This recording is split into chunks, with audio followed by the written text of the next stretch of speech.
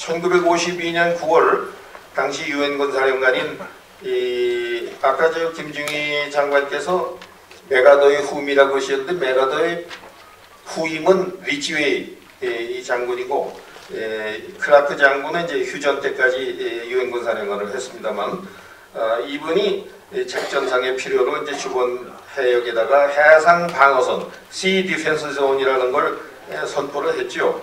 이것이 무려 제가 가지고 있는 기록이 잘못되어 있는지 모르겠습니다만 영토로부터 900km 밖까지 선이 그어졌었습니다. 900km. 그런데 이승만 대통령이 어디에 근거를 두고 어느 것을 참고를 했는지 모르겠습니다만 이와 비슷한 선을 그었거든요. 그런데 그 후에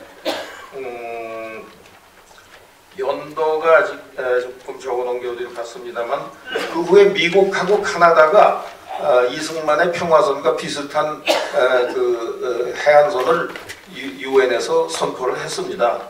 그러니까 이승만 박사가 얼마나 그 선견지명이 있는 분인가를 증명하는 부분입니다. 그리고 또 하나 이 얘기가 들쑥날쑥합니다만 박정희 대통령의 식견은 이승만에 비해서 훨씬 제한되어 있었다고 밖에 생각이 안 됩니다. 첫째, 개혁과 독립과 민주주의라는 이념과 사상 또한 이승만에 훨씬 못 미쳤고요. 박정희는 물론 훌륭한 지도자였지만 이승만처럼 미국의 아이젠하워나 일본의 요시다 시게루를 압도하는 언변을 갖추고 있기까지는 못했다고 저는 봅니다. 그리고 또 한때나마 박정희는 공산주의 사상에 이끌려서 폭력적 혁명 조직에 가담한 적도 있었고 민주주의에 대한 확고한 신념은 이승만에 비할 바가 못했다고 생각을 합니다. 따라서 이승만과 박정희의 그릇의 크기와 사상의 깊이는 현격히 차이가 있습니다. 이것은 결코 박정희를 과소평가하자 함이 아니고 이승만의 예지와 용기와 불굴의 독립정신이 너무나도 크고 깊다는 점을 부각시키고자 하고 있습니다. 그리고 또한 이승만은 자그마치 40년에 걸친 미국에서의 독립운동을 비롯해서 평생을 독립과 개혁과 민주주의를 위해서 투쟁을 한 불세출의 영웅입니다. 박정희는 물론 우리 민족을 5000년 찌든 가난에서 해방시키고 산업화에 성공한 위대한 지도자였습니다. 그러나 이승만의 개혁과 독립과 민주주의를 위한 영웅적인 투쟁과 예지에는 따르지 못하지 않는가. 그리고 이제 그 위기 극복에 관해서 잠깐 말씀을 드리자면요. 이승만은 나라와 민족이 통째로 없어질 뻔한 위기를 몇 번씩이나 사전에 차단하려고 애를 썼고 극복을 했습니다. 첫째가 제2차 대전이 막바지에 이르렀을 때 1943년 3월 프랭클린 D 루스벨트 대통령이 한국을 신탁 통치할 정책을 채택을 했습니다. 이승만은 그해 4월 7일자 시카고 선지에서 이 사실을 알고 격분을 해가지고 강력한 항의 편지도 내고 동시에 시카고 선에다가 다음과 같은 글을 올렸습니다. 한국 사람들은 독립을 원하는 것이지 신탁 통치를 원하지 않는다.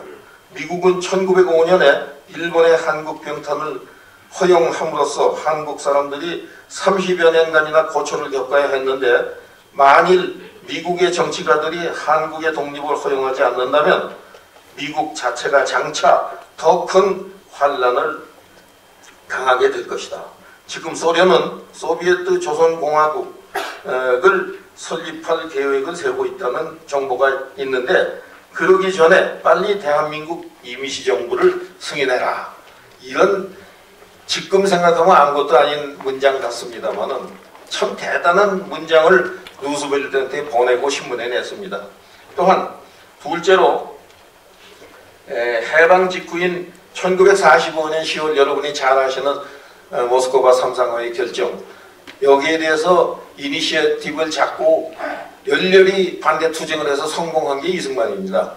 나중에 일입니다만 김대중 씨가 대통령 후보로 나섰을 때 그 당시 모스크바 삼상회의에 대한 당신의 입장이 뭐냐 하는 질문을 받고 김대중 씨는 이렇게 대답을 했습니다. 그때 만약 우리가 그것을 받아들였더라면 오늘날과 같은 분단이 없었을 것이다.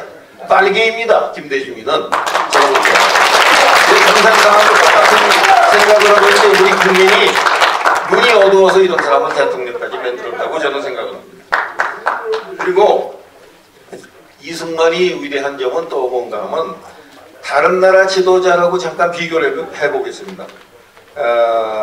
전후에 이스라엘의 벤구리온이라든가 프랑스의 드골, 독일의 아데나와 일본의 요시다 시게루 이런 사람들이 이승만을 못 당합니다.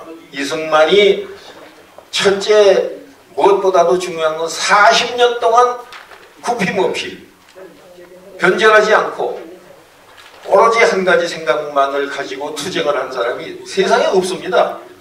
여러 위대한 지도자들이 있습니다만 이승만만큼 대단한 지도자. 그리고 마지막으로 이승만은 왜 애들 교과서에까지도 제외가 되고 있느냐. 이거는 이승만을 짓밟고 김구를 대신 내세운 김대중의 음모에 의한 겁니다. 사다가 없는 나라가 어디 있습니까? 이승만은 분명히 건국의 아버지입니다. 이 건국의 아버지를 교과서에서 뺀 게 이 김대중이에요. 그래서 그 김대중의 영향을 받은 조직이 뭐냐? 전교조, 민노총, 진보당 이런 사람들이 그런 사람들을 지지하는 세력이 지난번 선거 때 대선 때 48%나 됐습니다. 이건 가공한 사실입니다. 박근혜가 이겼지만은 5년 후에 또 우리 보수 세력이 이긴다는 보장이 없습니다. 그래서 우리는 이 평화선 선포를 기념하는 날이긴 합니다만은 평화선 선포를 기념하는 데 그치지 않고 박근혜 5년 동안에 박근혜가 이 한반도를 우리 헌법 4조에 정한 자유민주적인 기본 원칙에 의해서 통일을 할 수 있도록 도와주는 일을 우리가 해야 되지 않을까. 그게 뭐냐? 구체적으로는 진보당, 전교조, 민노총을 법에 의해서 척결하고 없애는 일입니다. 이상입니다.